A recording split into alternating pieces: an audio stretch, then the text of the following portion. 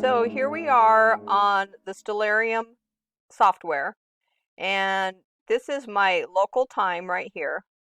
We can see that the sun is still south of this equatorial line, of this line that causes the equal light that Enoch says is 9 parts and 9 parts. He tells us on the last night of winter, the 364th night, the sun is going to set itself up so that it can show the straight line the following day, the 9 parts and 9 parts. It says, when the night is equalized with the day, that night of the last day of the year, it sets itself up so that the following day, it is equalized with it. So the night has equalized with the following day.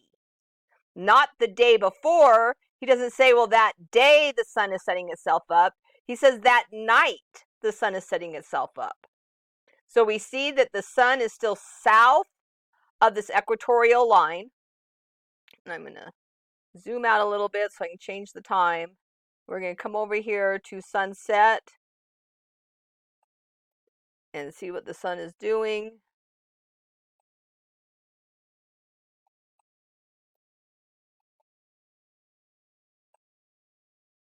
We see we're still south of that equatorial line right here, still south of the line. So we're going to keep moving. And as it gets closer to sunrise, this sun is going to get closer to that equatorial line.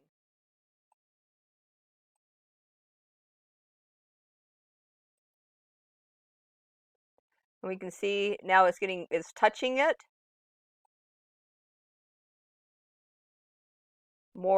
Moving over it more and more as it gets closer to sunrise, just as Enoch said it would. If the 20th was the last day of winter, this is where it would be in the morning. We would not be getting a straight line. That would be a bent line. This is the straight line. This is a bent line. So the 19th at sunrise, this is where the sun was. On the 20th, this is where it is, because that night of the 19th, it moved into position to give us the straight line on the 20th. And when we get to the end of the day, it will have crossed over to the north side of the equatorial line. So this is doing exactly what Enoch says it will do on the last night of the year for the priestly count and the last night of the solar. This day on the 19th, this evening, is where all the luminaries come together to be 364 days. The sun, moon, and stars. So this is what we see. And now the sun is rising. And we see that it's on that equatorial line. Then we get to let's get to my midday. Let's see if I can zoom back out, straighten this up.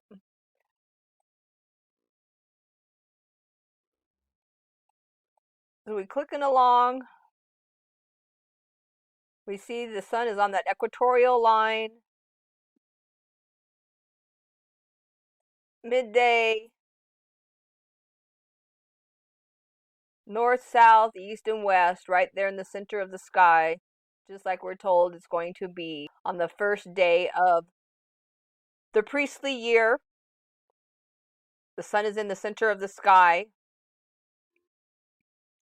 We're given this straight line, this sign for the 4th day of creation. The greater luminary was given this sign.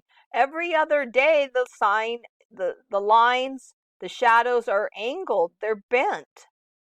But on this day, they're straight. This only happens twice a year.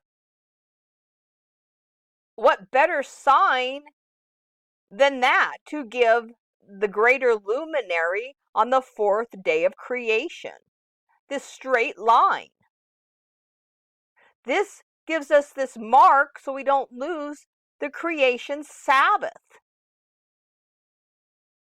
If you're not starting your count, if you're not applying this sign to your fourth day, then your Sabbath is going to be off. So let's continue through the day, and we see that it's still traveling along that line.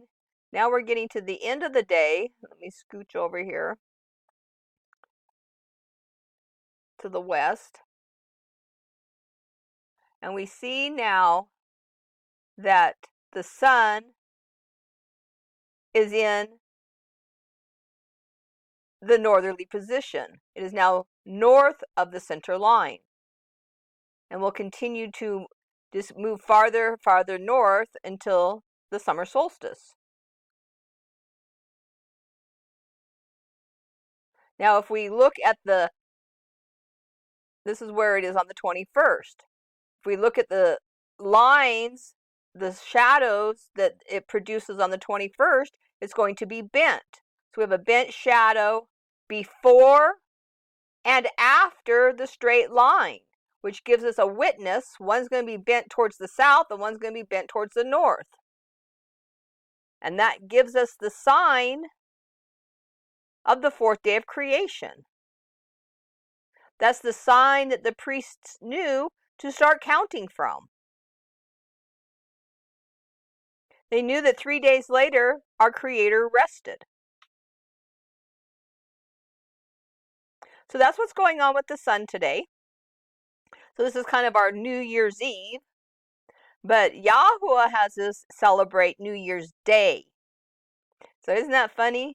How the world celebrates that big New Year's Eve celebration, ringing in the new year, and Yahuwah tells us, come out during the day and celebrate. This is when the priests are anointed. This is when they set up the tabernacle. The priests were told to set up the tabernacle on this day, and they had to set it up on the equinox day because the front of it faces the east. They had to have that due east reckoning. That only happens on the equinox day, and the Bible tells us that's the first day of the year. The first day of the year of the second year of the Exodus is when the tabernacle was set. They couldn't do it the day before or the day after because they would not have that due east reckoning. The sun would shine right into that middle post, that middle gate. They had 6 posts in the back that I believe measured out the gates. And it told them that was the beginning of the year. Of course, they were counting. They already were expecting it. There's confirmation that Yahuwah gives us to start the count, this sign, this straight line that the priests used to start counting. Creation was only one cycle, 52 weeks. We have to use the creation week as a blueprint for the cycle. So this is what happens. This is what Enoch tells us is the day to start counting. This is the first day of the solar year, the first day of the solar cycle, but it's also the first day of the priestly cycle. The priestly cycle and the solar cycle are two different things. The solar cycle doesn't have a break. It just goes from vernal equinox to vernal equinox. That's the solar cycle. The priestly cycle has to absorb that 365th day of the solar cycle. And Yahuwah gives us this natural break at the end of the 52nd Sabbath to do that. Then it begins anew and counts out perfectly the way Enoch shows us that it does. And until we meet again, I'm going to wish you shalom, shalom.